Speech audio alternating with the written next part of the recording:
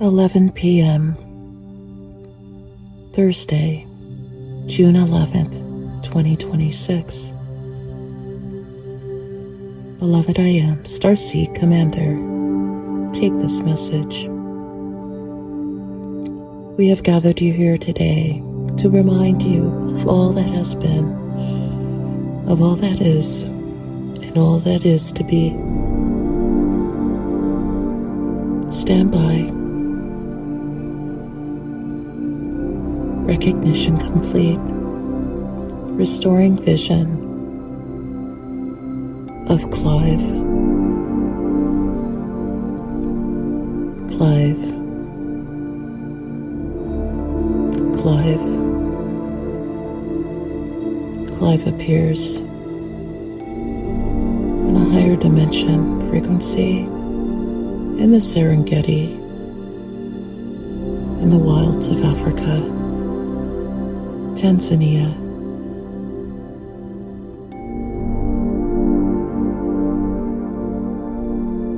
Clive is a leopard-lizard humanoid from the 5th dimension and the 6th dimension. Planetary origin unknown, Sirius C, hybridized reptilian being.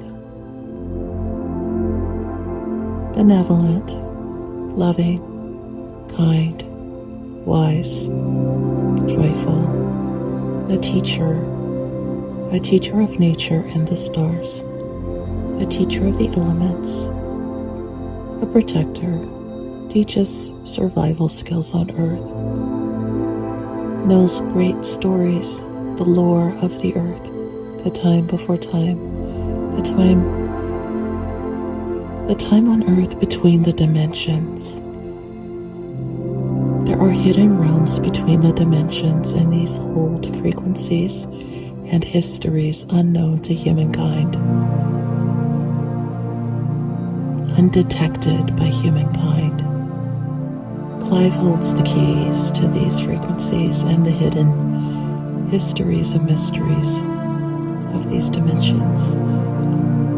Clive knows the way through caverns beneath the Serengeti.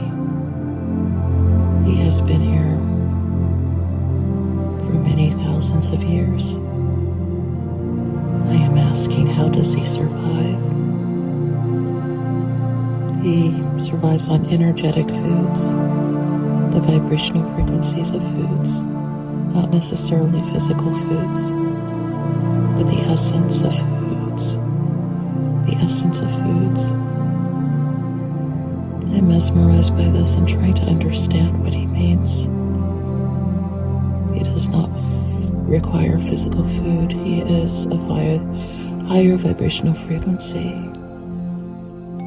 He has a gentle smile, a knowing smile, like he knows my questions before I ask them. He is guiding me through the Serengeti, through these tall grassland, this wet grass or sweet grass.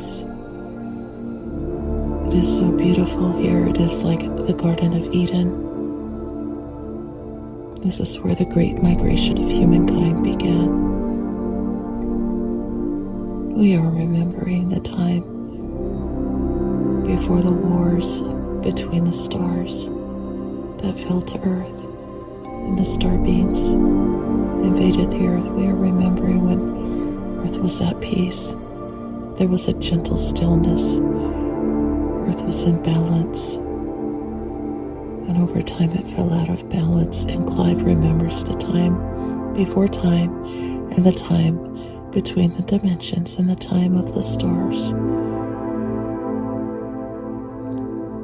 Not everyone can see Clive.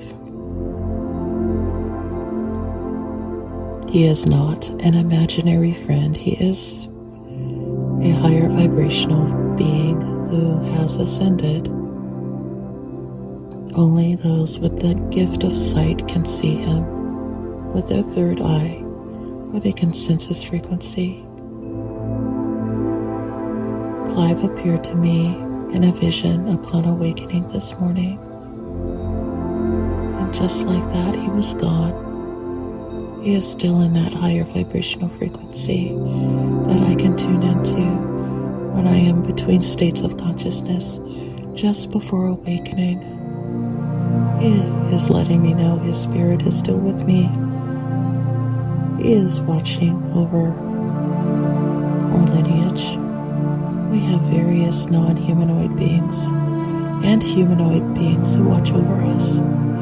So when we honor our ancestors, we have to remember that many of them come from other planets, other star systems, or may have inhabited bodies that were non-human, depending on their galactic stories. I'm asking Clive, how are we related? I know he is a teacher and guide, but I'm asking, how do I know him? I'm asking him if we are family in some way. I'm asking him, how do I know him? And he says Sirius. He says, you know me from Sirius, when you were unifying the Sirius star system. I remember I was working with many beings on the Sirian High Council, unifying Sirius A, B, and C, as well as the rest of the stars in Canis Major. But Sirius is the dog star. It was like the capital of the stars, and we were unifying Sirius long before we came to Earth. We were on a divine mission, and there were many beings in the Sirian High Council that were reptilian and humanoid and amphibian beings and fish-like beings. Some beings appeared to be crocodile-headed beings like Sobek. Some beings were rather gallant, but they just didn't quite look fully human. Some beings were just blue Sirians like I was in my lineage in the star system of Sirius A, working with amphibian beings from Sirius B, and reptilian beings from Sirius C, and having intermarriages. I'm asking, how did Clive get to Earth? He somehow came to Earth, but he was left here. He did not return because his planet is no longer there. He remained on Earth for many thousands of years. I'm trying to understand how he could survive from the physical plane into this frequency. He said he chose to go into that frequency. It was a conscious choice. He simply shifted to that higher frequency with his ascension. I'm asking more. It's like we're sitting around a campfire, and the shaman elders are there of my African village. I have no sense of time here. We're like between the dimensions, and time does not exist. It's like past, present, and future simultaneously converging. So I'm asking, how do we know all this? Stand by.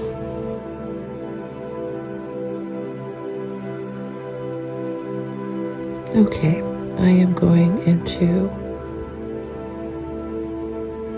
a cavern. I'm going into a cave. There were inner earth beings here that were surviving during many cataclysms on Earth. Meteor showers, floods, quakes, earthquakes, all kinds of challenges and changes to the Earth during these cataclysms. Okay, these occur in cycles, and Clive has monitored this. He is like a witness. He is a custodian of the Earth by choice. I'm asking how many thousands of years. I think he's been around for like at least 30,000 years.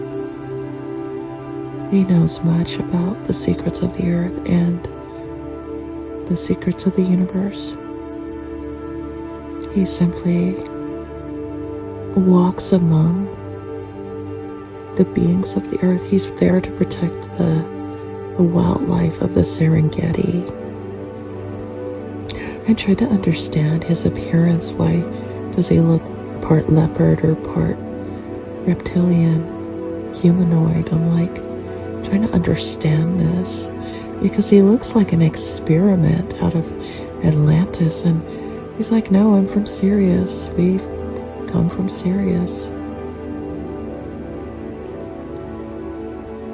And he came to Earth, so I'm trying to understand this. How he evolved here.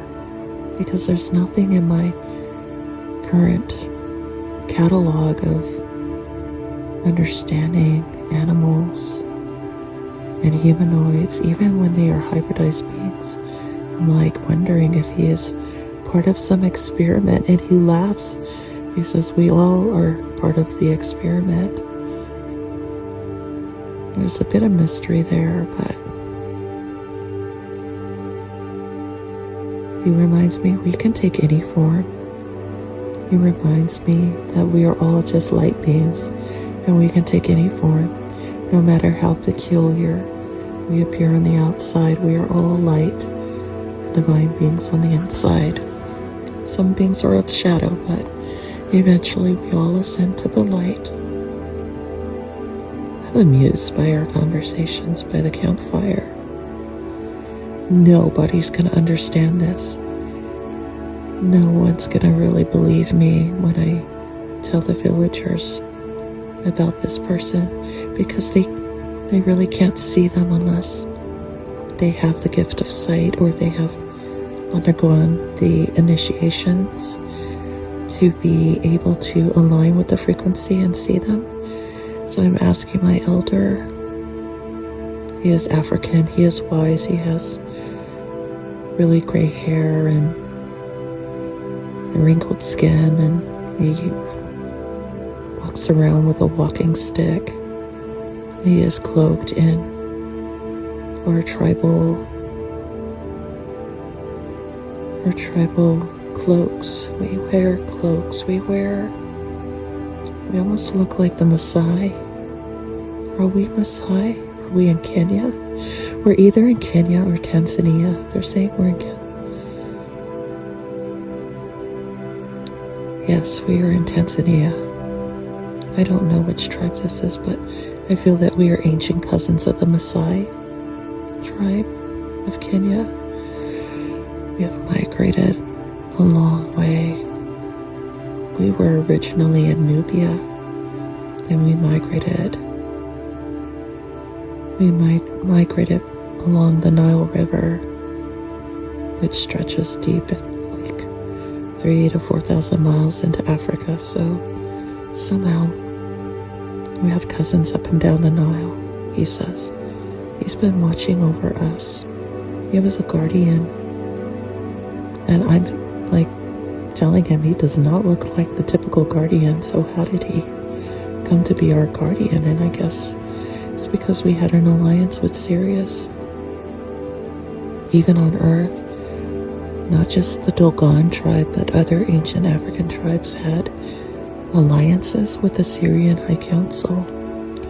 This is part of ancient Nubia, Kush, and Egypt that were under Syrian guardians, as well as the Orion royal families that took over.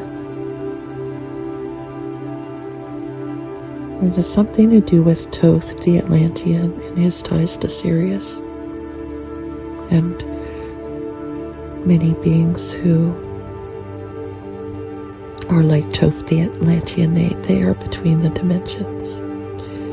Their frequencies are still strong. They have many spiritual children that carry on the teachings, so that his spirit is everlasting in many ways. Thoth was huge.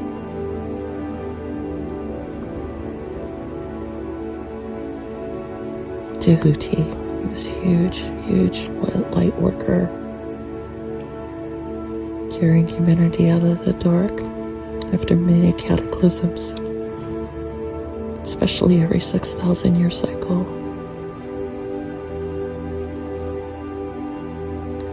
I am following Clive now back into the Serengeti. We are monitoring the wildlife. We are monitoring the heavens and the earth. We are understanding that there is a world beneath our feet. And he talks about this lost land beneath our feet. He talks about these inner worlds in the earth, in the caves, in the mountains, and beneath the ocean, that there are these worlds. He keeps going on about the inner earth, and I'm like,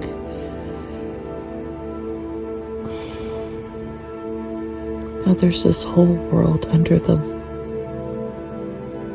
earth's surface. And I'm really not understanding him, because it sounds like something out of, Land of the Lost. But he's saying that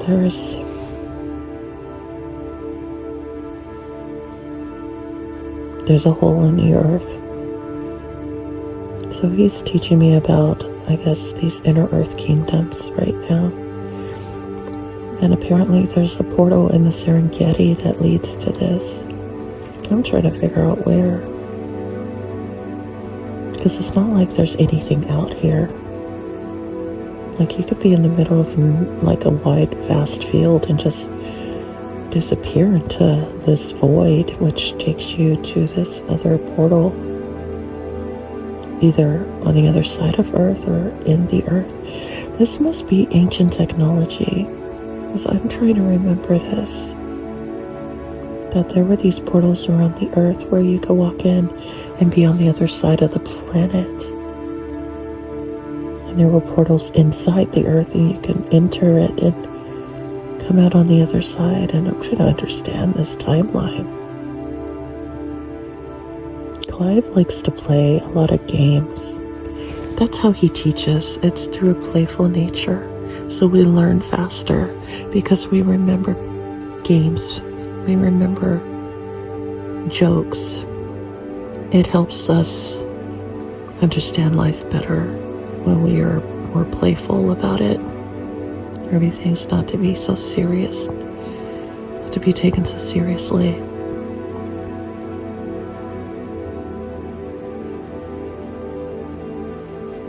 He's like reminding us that we need to play more. Humanity has lost touch with its playful nature because it is constantly working so hard or struggling to pay bills or taxes or rent or mortgage, or just adulting has sucked the life out of humanity. And humanity are like batteries, and we are drained from this system. We weren't meant to be stuck indoors all the time. We were meant to be out in nature, under the stars. We were meant to be free. He wants to associate that with happiness. He's saying so many people are sad because they just are stuck indoors, or stuck in offices, or stuck wherever they are. They feel trapped and confined in walls. And people who are outdoors more tend to be happier. They tend to have more balance in life. They tend to be more free. Because humans were designed to receive more sunlight. They were designed to be more out in the elements, out in the open, fresh air. I think he's really focusing on assisting with the healing now. The message is for the collective that there is healing there. The opportunity to heal. And I'm like asking him, what is the connection here? Why has he made himself present after all this time? Why is he making himself known to me? Is there a change? Did something change with this ascension process? he's trying to make it known that we are closer than ever to these higher vibrational frequencies that allow for ascension, because I could not see Clive before, and I didn't remember him before today, not in this timeline. And yet, once I remembered him, it's like I've always known him. I cannot explain this, but that's how it feels. Like I've always known him, but I didn't remember him till today. That we are old friends. And I have not been to the Serengeti in this lifetime, but it's like I know it. I know it in my heart from previous lifetimes or a parallel life. I know the Serengeti like it is my home, like I've spent an entire lifetime there. And I'm suddenly drawn to this area, which I had forgotten about. But Clive brought back my memories.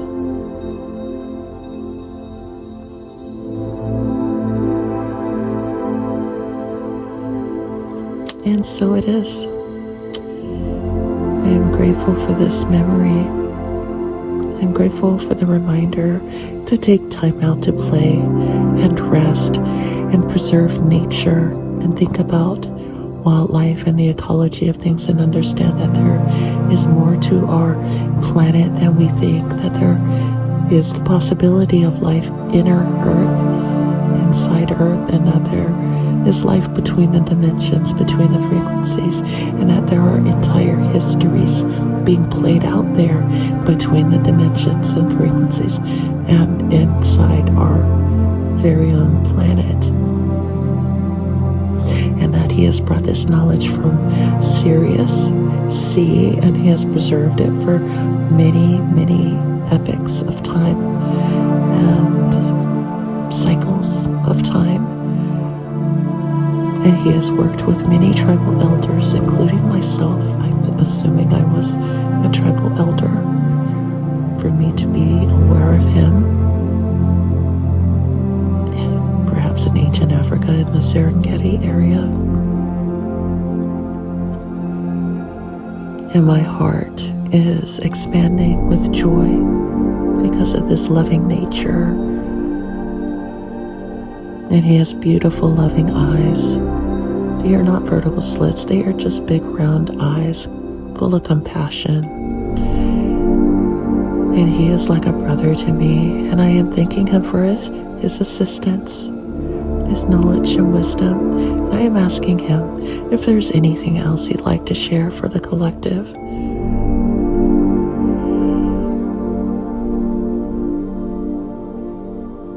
He says, be kind to one another. Bring joy and love to one another. That is the frequency. Universal love, universal consciousness, and joy. Be kind.